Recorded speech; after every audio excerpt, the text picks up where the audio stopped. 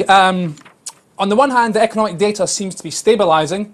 Spanish manufacturing, for example, growing faster than Germany's, if you believe that. On the other hand, Portugal and Greece. So what can we expect to hear from the ECB and Draghi today?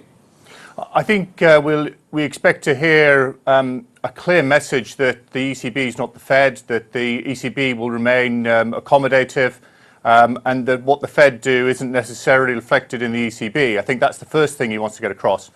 The second thing I think is that the ECB will make more progress on the SME lending scheme.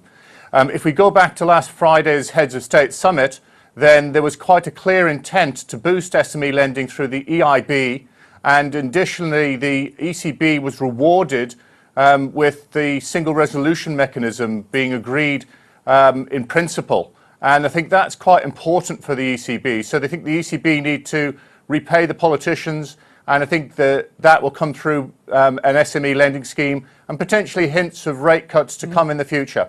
But more immediately, obviously, we've got Portugal and Greece. Now, it looks as though the Portuguese coalition government may hold together. There's talks underway there. But Greece has said, the finance ministry has said its reform targets won't be met. What do you think Draghi will have to say about those two situations? I think when it comes to country-specific comments, you do sort of tend to see the ECB really sort of sticking to the broader Troika script, namely that countries need to continue to keep on programme. So I think he'll sort of echo that message. That's an important message ahead of the crucial Eurogroup meeting next Monday.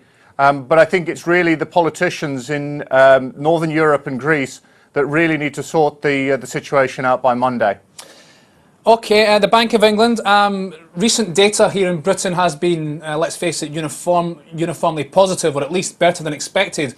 Do you think this kind of trend will make Mark Carney take QE off the table completely? I think QE is a bit of a long shot in the short term anyway, because the majority of the MPC don't really favour it. So I don't think Carney's going to push hard on that. I think he probably will push hard on forward guidance, given if you look at the short sterling strip, the market's fearful about rate hikes in future years.